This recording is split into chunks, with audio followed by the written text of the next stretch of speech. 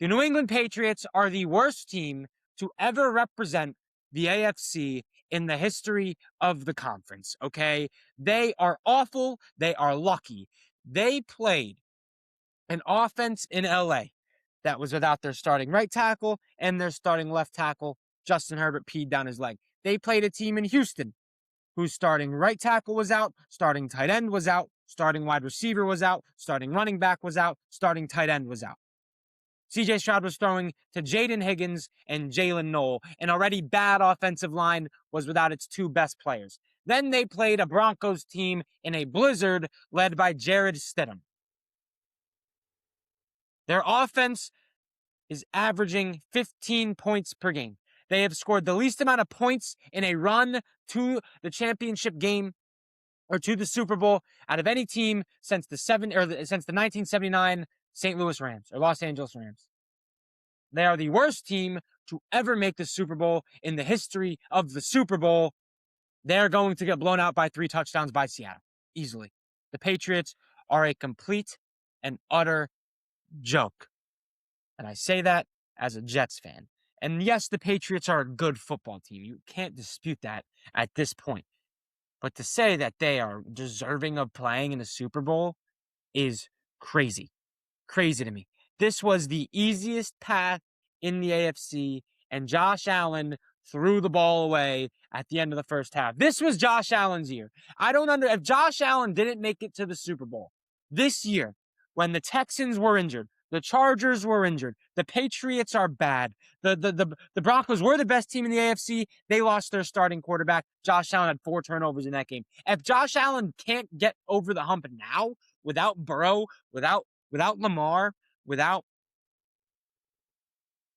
Sorry, I just got a stupid notification from YouTube. Ah, man. Yeah, it's been one of those days, man. The Patriots are a joke. Seattle is better than New England at every single position group. They have a better offensive line than the Patriots. Will Campbell is a disgrace to the left tackle position. So the Seahawks have a better offensive line. The Seahawks have better. I'd take Kenneth Walker over Ramondre or Travion Henderson. I'm taking their receivers, their group of pass catchers easily. I'm taking their defensive line. I'm taking their linebackers, and I'm taking their secondary. Not to mention, Seattle earned the #1 seed in the NFC while playing on one of the hardest schedules in one of the hardest divisions. And Sam Darnold just played one of the best games a quarterback has played in the playoffs out of any starting quarterback that is still in the league right now. Easily. Sam Darnold's better than Drake May. The Seahawks are better than the Patriots at every single position group. Vrabel and McDonald, that's even. That is even. So I don't know how the Patriots win this game unless Sam Darnold gets injured on his way to Santa Clara or JSN gets injured on his way to Santa Clara. Seattle Seahawks by 4 touchdowns. Seattle Seahawks by whatever the hell they want. Okay, it's night and day. The Patriots aren't going to belong on the same field as Seattle. I promise you. Let's get into these games, man. It's the Seattle and LA. It was one of the greatest trilogies. I mean, the first game wasn't as entertaining, but it was still a 1-possession game. Sam Darnold and Seattle had a chance in the fourth quarter, 2-minute drill opportunity through an interception, whatever. The second game, obviously Thursday Night Football thriller. This game was awesome. And Sam Darnold, there are only 2 active quarterbacks. Here, how should I phrase this? Sam Darnold had one of the greatest playoff performances of all time on in the NFC Championship game.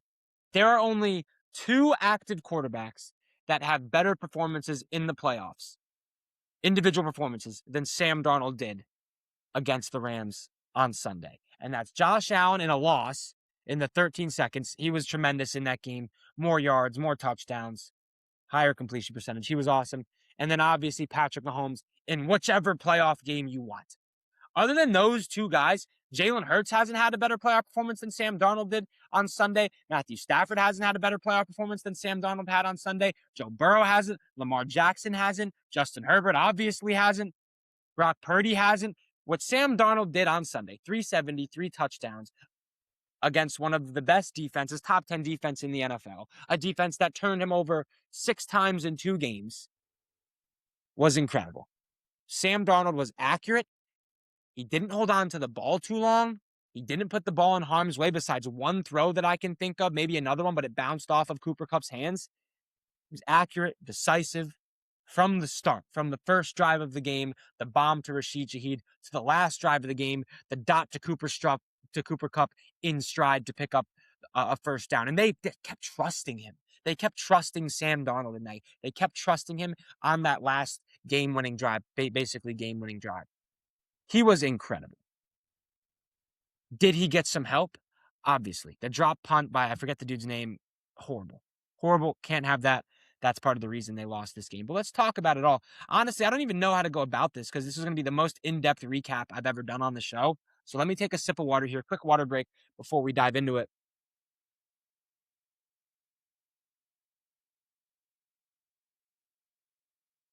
Oh, that was good. I have not drank enough water today. That was a good chug there. You know, when you get a good chug of water, you feel it go down your lungs. That's what that was right there. But anyway, this game started. Matthew Stafford or Sam Darnold bomb Rashid Shaheed, Kenneth Walker, ridiculous run on that second down to get it within striking distance. He was incredible today. Kenneth Walker was incredible today, both on the ground and through the air. Looking at the box score now, he did average only 3 yards per carry, but he got a few carries on the goal line. Those aren't going to spring for big ones. I feel like he was really, really good catching passes out of the backfield. He was explosive. Kenneth Walker has been very explosive all season. Or all season, really, but especially in these playoffs. Last week against San Francisco, obviously, he had the 3 touchdowns. He was dominant. Today, against Seattle, he was a good safety blanket. They drew up some nice screens for Kenneth Walker, getting him the ball in space. One of the runs he had on that last drive that Seattle had was incredible. I think it was a catch and run, making a few guys miss. He's hard to tackle in open space. There was one run today where he was just patient, waiting for his blocks to develop. It looked like Le'Veon Bell. Hit the gap, exploded, 10-yard gain. He was incredible today. Kenneth Walker was one of the best. I don't want to say he was the best player on offense because JSN was there, but he's been playing his best football of his career in these playoffs. Zach Charbonnet also got hurt. Is there a little bit of correlation there? Maybe. And like I was talking to my buddies, like, is Kenneth able to carry a big workload? I think he is. I just think it's also smart to not have your star bell cow back carry a ridiculous workload the entire season, because then when you get to the playoffs, he still has fresher legs. I think that's part of the reason Sharp's in there. And clearly it's working out because Kenneth Walker's playing his best football at the best moment. He's been balling for LA, obviously, or for Seattle, obviously. JSN is incredible. I mean, Jackson Smith-Njigba might be the most unguardable player in man-to-man coverage in the NFL, not named Justin Jefferson. And I think JSN's a better route runner than Jamar Chase. I'm going to say it, man. I mean, that guy's movement is fast twitch, the way he sets receivers up in the stem of his routes and how fast he gets out of his breaks. Like the last route he ran, he had a couple of great routes. He had a corner post that was nasty. Sam Darnold also put that in a perfect spot where he won't get completely lit up. I think that was like a big 30-yard catch. He also had the not game winning, but drive extending 4-minute offense. The little out route he ran, I forget. I don't think it was Kobe Durant. I forget. I think it was Williams he ran the route on, or it was Quentin Lake. Dusted him. One of the nastiest out routes. The pace in which he gets out of his breaks and the way he sets up corners on the stems of his routes is just, it's art. It's beautiful. It's enough to make Ocho Cinco cry. If you understand that reference, you know ball. He's incredible. Jackson Smith-Njigba is incredible. Second best route runner in the NFL, I would say, behind Justin Jefferson, who's obviously the GOAT. And Devontae Adams is still up there, obviously, as well, but he's getting a little bit older. Puka Nacua, best contested catcher in the league. That guy is ridiculous. Even on that last drive, the 2 catches he made, the one that he made where he just didn't get out of bounds, ridiculous, okay? Absolutely ridiculous. But we have to talk about Sam Darnold's performance. And I know I talked about it already, but it was just this guy so unbelievably clutch with what was he on third down? Let's see what the Seahawks were on third down. It felt like there was one drive in particular. He just picked up a bunch of thirds down. Let's go through their touchdown drives. So they had the 11-play, 5-minute drive that left 30 seconds on the clock that started on their own 5-yard line to seal the game. They had a 9-play, 65-yard touchdown drive. They had a 1-play, 17-yard touchdown drive that came off of the punt. Shout out Jake Bobo. He had 6 plays, 74 yards. I think this was the one where he picked up a million third downs at the end of the first half. Punt, and then obviously the opening touchdown drive. Let me look at the team stats real quick, see what exactly the Seahawks were from third down, because it seemed like they were 7 for 13, so better than 50% on third down. That's a ridiculous clip. The Rams, 1 for 8 on third down. That's not like them. Matthew Stafford was incredible in his own right in this game. 22-35, 375, 3 touchdowns. It's the second time he's thrown for 3 touchdowns against Seattle. 375 against the league's best passing defense. Matthew Stafford displayed today why he's the MVP. The fourth down play call needs to be better. Nobody was open. I think there were a lot of plays, especially early on in this game, where, I mean, on the first drive, Puka Nacua PI. On the second drive, Devontae Adams got held, and there was illegal contact down the field. I think that might have been on the first drive, too, with Devontae. I don't think they called it. Stafford also got face masked. Counterpoint, these refs were awful for both teams. So if the refs are going to be bad, at least they were bad for both teams, because I don't want to say that Tariq Woolen was a bad call. I think Tariq Woolen is an idiot. I think Tariq Woolen was told to go to his sideline while he was talking shit and then went on to the Rams sideline to continue to talk shit. There was a roughing the passer that didn't get called that could have potentially got called. I didn't think so in the moment. There were a couple of bad missed PI calls for Seattle late. Like that one on the sideline. I didn't see a replay. I think the ball was catchable. He was leaning on the sideline about to toe tap it. Shaheed was, and the dude comes from behind him and just shoves him in the back. Like, clear as day in my eyes, pass interference. So there were some calls that didn't go Seattle's way. There were some calls that didn't go LA's way. If you think that Tariq Woolen unsportsmanlike conduct was unfair, watch it again. He literally goes onto the Rams sideline to talk shit. And that was the biggest fuck you, fuck you sequence in the history of fuck you sequences. 4th and 12, you're gonna get a taunting penalty. I'm gonna come back.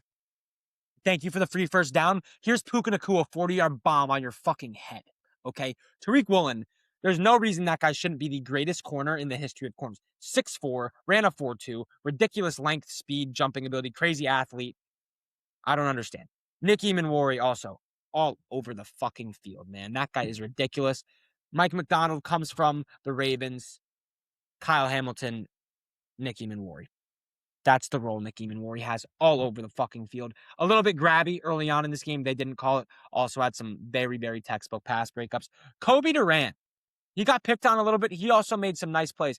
This Rams defense is like maybe another year of development for their young secondary, or just bring in a stud corner. And I think this Rams secondary or this Rams defense can be elite. Because when you look at the guys on this Rams defensive line, they're all rookie contract. They're all on rookie contract. Braden Fisk, rookie contract.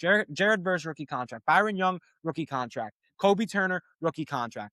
That's like your core defensive line. Some of them are going to need new contracts pretty soon, but this season, they're all on rookie contracts, right? Then you look at the secondary. Young, not the greatest, could definitely be better. They just extended Nate Landman. You get a good safety, not even a good safety. You get an elite corner, or one of these guys, whether it's Forbes, Durant, probably not going to be Quentin Lake at this point. One of these guys to develop into an elite corner, or at least a Pro Bowl level corner. This Rams defense is going to be great, or they bring a guy in free agency. Like this Rams defense, they weren't good today. They haven't been the greatest down the stretch. Like against Carolina, they weren't good. Once they don't get pass rush, it kind of falls apart. They were decent against the run today, like efficiency wise. The Seahawks only averaged 3 yards a carry, but they also only ran the ball 26 times. That's a good amount of runs, man. That's a good amount of runs, honestly. But either way, this Seahawks defense is the real deal. The only players that have had success throwing the ball against the Seattle defense is Matthew Stafford and Baker Mayfield. I don't think the guy that's barely completing 60% of his passes, he isn't completing 60% of his passes, has more turnovers than touchdowns, is going to be able to move the ball successfully against this Seattle defense. What other talking points am I missing in this game here? Puka Nacua, incredible. Devontae Adams, also incredible. Oh, the Colby Parkinson drop. I think that was on third down, where I think it was Uwosu was like dropping back into coverage, almost got a hand on it. Looked like he could have picked it off, but then it hit Colby Parkinson in the hands. He might have housed it if he caught that ball. It's really that last drive, the fourth down run by Matthew Stafford was just electric. Fernando Mendoza-ish, but like it looked like he was stuffed, put his shoulder down, picked up the first down on 4th and 1, just willing his team, MVP level stuff. Some of the throws Stafford made across the middle of the field, just threading the needle throws Drake May could only dream of making against elite defenses. Like, it's clear. I have no idea how anybody that watched football this year could think that Drake May was better than Matthew Stafford. I have no idea how anybody with an active brain in between their ears can think that Drake May was better at football than Matthew Stafford this year. I don't care about your stats, even though Matthew Stafford had more passing touchdowns than Drake May did if you take away the 1-yard touchdowns. Even though Matthew Stafford led an infinitely more efficient offense than Drake May did. Even though you take away all those stats that don't matter, but the Rams scored on a higher percentage of their drives than the Patriots did. I don't care about the stats, though. Take them away. Even though the Rams scored more touchdowns and points than against top 10 defenses, against good defenses than New England did. But I don't care about the stats. Even though those stats are real, I don't care about them. And what planet was Drake May better at throwing the football than Matthew Stafford was this year? Two games, he threw 3 touchdowns against the Seattle defense, better than any defense that Drake May has seen this year, except the teams that Drake May has seen in the playoffs. He has more turnovers than touchdowns against the teams he's seen in the playoffs. Matthew Stafford against similar defenses. I'm talking about Houston. I'm talking about Denver. 3 touchdowns, averaging like 350 yards without his team getting a turnover. See, Drake May's team got 5 extra possessions, 2 short fields against Houston. Matthew Stafford has been infinitely better. He's a more accurate passer. He manipulates defenses with his eyes better. He's better at checking at the line of scrimmage. Some of the tight window throws he made on a week in, week out basis would be top 3, 4 throws Drake May has made all season. It's night and day, the talent Matthew Stafford has and the talent Drake May has. And the playoffs are just more proof of that. Because Drake May against everybody loves to talk about the Patriots. The Patriots played 3 top 5 defenses, never been done before. It would be impressive if the offense was impressive against those defenses. The offense is averaging 15 points per game. That is the most irrelevant point ever. They played 3 top 5 defenses, never been done before. Yeah, and they weren't good again. Their offense was not good. Drake May was not good against the top 5 defenses, okay? Their offense is averaging 15 points per game. Drake May hasn't completed 60% of his passes in the playoffs. He has more turnovers than touchdowns in the playoffs. In what world has this offense been good against the top 5 defenses? They've been winning because their defense has played backups. The Patriots defense has played backups. Backup left tackle, backup right tackle against LA. Backup right tackle, Jalen Nolan, Jaden Higgins as the wide receivers. No RB1, no tight end 1, no right tackle, no left guard for Houston. And then Jared Stidham. The Patriots defense, which is good. I'm not saying it's bad. But the Patriots have been winning, not because of their offense, but because their defense has been playing backup. So the point that the Patriots have played elite defenses makes zero. That doesn't move me whatsoever because their offense has been bad. The offense has been bad. The number 2 scoring offense in the regular season against the top 5 defenses that they've seen in the playoffs is averaging 15 points per game. Oh, well, actually, it's 18. Wrong. The pick 6 against the Texans, subtract 7 from that game, divide that by 3, you get 15 points per game. That's what this number 2 scoring offense in the regular season, by the way, has done against teams that have good defenses. 15 points per game. Their offense is a joke. Their offensive line stinks. Will Campbell is a disgrace to LSU football. He does not belong on a football field with these cats. He was average at best before his injury in the playoffs against elite pass rushes. He has been a turnstile. He has been a traffic cone. They were chipping Nick Bonito every single chance they could. The one time they didn't, he dove at his ankles. Bonito ran right past him, okay? Will Campbell is a joke. Morgan Moses is a fossil. Their receivers are decent. Nothing to be crazy about. Stephon Diggs had 5 catches for 17 yards. What are we talking about here? Okay? The only reason the Patriots are where they are is because Josh Allen lost to Buffalo. And then Bo Nix hurt his ankle on the last play of that game. The second to last play of that game. That's it. Not giving credit. I'm not giving credit to this Patriots team for a second. Not a single one. I don't know how we got there, but because we're talking about Seattle and LA, I don't know how we got there, but still, what a great.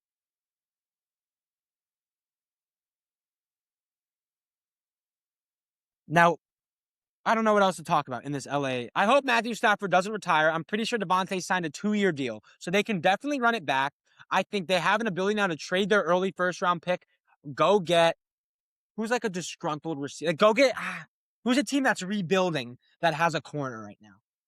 Let me think real quick. I'm thinking L'Jarius Sneed from Tennessee potentially. You don't want anybody from Miami. You don't want anybody from New York. I don't know. I'd have to look deep, but you need a corner. You need some secondary help if you're LA. They've had that fuck them picks mentality before. Unless, like, if Caleb Downs falls to them, which is definitely a possibility, Avion Terrell falls to them, they got to go corner in the draft. And corners, sometimes they hit young. Like, they can hit young. They can hit young. Like, Sauce Gardner was an all-pro as a rookie. Derek Stingley took a little bit to develop. I don't know. Either way, the Rams need a corner. The Rams need a safety. They need some secondary help. Their front seven is locked in for the next 10 years. Like, they have a very good front seven, and they're only going to get better. All of their stud offensive linemen are on rookie deals. Oh, yeah, let's talk about this Patriots game, man. Drake May was awful. And I mean awful in this game. The only thing he did well in this game was run the football. He's a running back. Like, Drake May was better at. Drake May's a great running back. I'll give him credit there. Great running back, not a quarterback. Drake May should consider a position change to running back because against top 10 defenses, he just simply can't throw the ball effectively. And they'll tell you, well, the Patriots have played 3 top 5 total defenses. Yeah, they average 15 points per game. Drake May has a completion percentage lower than 60. He has more turnovers than touchdowns, okay? The only reason he has 3 touchdowns against the Texans is because Kayshon Boutte made a ridiculous one-handed catch. Stephon Diggs made one of the greatest hands catches of the playoffs. And the Patriots got 5 extra possessions. Trent Dilfer had better stats with the Ravens on their playoff run, on their run to the Super Bowl than Drake May has had with the Patriots. He should consider a position change to running back. The Patriots should consider starting Josh Dobbs because the guy that took the field against Denver, Houston, and LA against the Seattle Seahawks defense is going to shit down his leg. That's just an inevitable fact. And I hope Patriots fans can agree with me. He's been awful. They would agree with me. Josh Dobbs needs to start. Drake May should be the running back. But honestly, they've had problems fumbling the football at the running back position. Drake May has like 7 fumbles. At least he didn't fumble against Denver. But the Patriots only beat the Broncos by 3 points. They didn't trust Drake May to throw the ball at all. Especially in the second half, they ran the ball 8 times. And when Drake May did throw the ball, it was a wobbler in the dirt to Hunter Henry. Hunter Henry probably should have caught him. So wobbler short to Hunter Henry. He was short to Boutte, who was wide open twice. He was just short all day. Hey, it's snowing. I don't care. You're going to talk about him like he's a top 5 quarterback, play good in the weather. You should be able to throw the ball. You should be able to throw the ball hard enough where the weather isn't as big of a factor. You're throwing the ball short to wide open receivers. He's stalled. He's a running back. He should play running back. He was more useful as a running back than a quarterback in this game. Hasn't completed 60% of his passes, more turnovers than touchdowns. Drake May's been awful in the playoffs. He stinks. I don't ever want to hear, for a little while now, Drake May in a conversation with Jaden Daniels for a single time. I don't ever. I think we can finally put the Jaden Daniels and Drake May argument to rest. Now, Jaden Daniels is twice the quarterback. Drake May against these top 5 defenses, their offense averages 15 points per game. He's been awful against these top 5 defenses. More turnovers than touchdowns. Jaden Daniels, however, cooked in the wild card round. Cooked in the divisional round. He played a Philadelphia Eagles defense that was the number 1 defense in the NFL last year. He had 5 touchdowns. Drake May is getting carried by his good roster, which isn't even that good. They've just played injured teams. Jaden Daniels carried his bad roster against the Lions, against the Bucks, against healthy teams. Kind of. The Lions defense was dismantled, but Jared Goff lost that game for Detroit anyway. Jaden Daniels also played really good in that game, and he played really good against the Bucks. Game-winning drives. 4th down conversions. Jaden Daniels carried his team. Drake May gets carried by his team and plays bad against good defense. Jaden Daniels threw 5 touchdowns against the best defense in the NFL last season. Night and day difference. Jaden Daniels here, tremendous gap. Mariana Trench gap. Drake May. Caleb Williams hovering in between them. Not sure what to do with Caleb Williams yet. Ceiling higher than Drake May, but current floor probably Drake May slightly. But Jaden Daniels is still QB1 of that draft class. Do not care. Let's talk about the game, though. I was so incredibly fired up when Jarrett Stidham comes out here and launches a 3rd and 10, 50-yard bomb on Christian Gonzalez's head to Marvin Mims. And then Cortland Sutton touchdown. I'm thinking to myself, wow, they're really going to do it. They're really going to do it with Jarrett Stidham. This is ridiculous. And then it started to snow. And then they didn't get that 4th down. And if they kick that field goal on 4th down, this game's tied. And if Will Lutz, if that field goal doesn't get tipped, this game is tied. And who knows what happens if this game is tied and they force Drake May to throw the football. It's just it was so close. Like, the Patriots did not deserve to win this game against a backup quarterback, and you expect me to believe that this team has a chance against the Seattle Seahawks defense that beat the number one offense in the NFL not once, but twice. And Sam Darnold just threw for 375 yards and 3 touchdowns against one of the best defenses in the NFL. Drake May's offense can't even average 16 points per game against the top 5 defense. The Patriots should have lost this game. Like, they were not in this. Like, I don't know how Denver Jared Stidham fumble, and then they missed a field goal, and Sean Payton went for it on 4th and 1 when his defense was playing lights out. Like, the play calling in the second half was way better on McDaniel's side than it was in Sean Payton. They realized, hey, our quarterback stinks. Let's just run the ball 8 straight times. And Sean Payton tried to get cute, tried to throw the ball, ran the most ridiculous screen pass I've ever seen in my life on 2nd and 10. Didn't get RJ Harvey going, even though he was having a decent day on the ground. And then the second half, that was that. And then they missed the field goal. That was that. So Drake May, good running back, awful quarterback. And shout out Josh McDaniels. Josh McDaniels has been more important to the Patriots' success than Drake May has, because he understood, hey, my quarterback is bad. Let's just run the football 8 times in the snow. Let's not even put it in this guy's hands, because he'll mess it up. And if that kick by Will Lutz doesn't get blocked and you need Drake May to throw the football, I believe in my full heart he would have thrown a pick, a fumble, or something. Okay, but he was awful. He had 21 pass attempts this game, 10 for 21. Horrendous. Jared Stidham played a better game than Drake May did up until that interception, which was just awful. And Stiddy, man, what are we doing?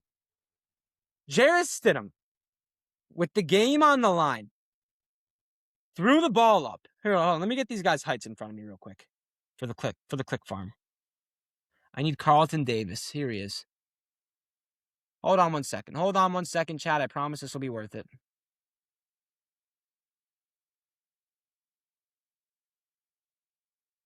I promise this will be worth it, chat, so bear with me.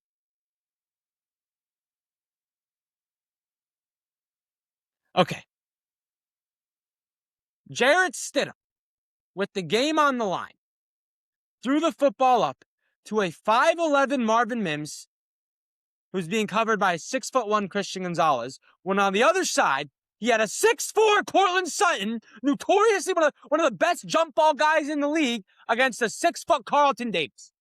And he didn't even give Marvin Mims a chance. Threw up a duck. What are we doing? And now you're going to tell me that Bo Nix, who led the NFL, second in the NFL, behind Caleb Williams, in game-winning drives, most fourth-quarter comebacks in the AFC, and they wouldn't have won that game? That's what Patriots are genuinely going to tell me? Will Lutz block field goal. They didn't go for the field goal. They went for it on 4th and 1 in their in Patriots territory. But you're going to tell me 2-minute drill time, plenty of chances in the 4th quarter, where Bo Nix has made a living this season to go down and drive the field. He wouldn't have got it done when he's second in the NFL in 4th quarter comebacks, second in the NFL in game-winning drives. Bo Nix plays this game. It's Bo Nix versus Sam Darnold in the Super Bowl. I believe that wholeheartedly 10 times out of 10. Shout out Milton Williams. He was good in this game. Christian Gonzalez, incredibly overrated. I mean, I only say that. He's a top 5 corner. He's a good player. They haven't lost a game in which Christian Gonzalez and Milton Williams have both played in. But Patriots fans talk about him like he's better than Pat Surtain. I'm like, shut the fuck up. Don't ever say that again. They took chances. Drake May's an idiot. He was throwing the ball to Kayshon Boutte when he's locked up by PS2. Riley Moss is on the other side, dickhead. Ever thought about that? Hey, yeah, let's throw it up to the depoy. I'm sure Kayshon will get open on the depoy when you got a white corner that leads the NFL in pass interference yards on the other side. But you know, we're gonna keep looking the depoy's way. Dumbass. Inaccurate balls too. Inaccurate all day. Mr. Completion percentage. Before it was even snowing, he was inaccurate all day. He was awful. Drake May was awful in this game. Awful in the playoffs. He sucks. He genuinely stinks. I don't want to hear his name anywhere near Jaden Daniels for a long time. Never. Unless he throws for like 3 touchdowns, 350, and goes off in the Super Bowl. Then I'll kill won't kill myself. I'd never kill myself, by the way. I would never kill myself. Get that on camera. But maybe I'd cut myself. Maybe I would get blackout drunk and drive home from the Super Bowl party if Drake May goes off and the Patriots win. That's like the worst possible case scenario that could ever happen. But I don't see that happening. Seattle is better than the Patriots at every single facet of the game. Their running backs are better. Their quarterback is way better, especially when you consider the way Drake May's played in the playoffs compared to Sam Darnold. Their offensive line is better. Their wide receivers are better. Their secondary is better. Their defensive line is better. Their linebackers are better. The Seahawks are better. I'm taking Jason Myers over Borregales. I'm taking Rashid Shaheed over Marcus Jones. They are better at maybe every single position group on the football field other than maybe tight end. But either way, I'm taking the Seahawks pass catchers over the Patriots pass catchers all day. I'm taking their quarterback. I'm taking Darnold over May. I'm taking Kenneth Walker over Travion or Ramondre. I'm taking their offensive line. They are better at every facet of the game. The Patriots are not sniffing 10 points in this game. They are not coming within 2 touchdowns of Seattle. Seattle by 40. This is going to be one of the worst Super Bowls, one of the biggest obliterations, annihilations in the history of the Super Bowl. The Patriots are the biggest joke to ever represent the AFC in the history of the AFC conference. It's despicable. Luckiest run of all time. And that's how we'll end the podcast. Hit the follow button, hit subscribe if you're on YouTube. Content all weeks leading up to the Super Bowl, college basketball content, NBA content, NFL draft content. Excited to get into that. A lot of stuff coming. So make sure you subscribe. Make sure you follow if you're on Spotify. I'll talk to you guys on the next episode of the Fire Sports Takes podcast.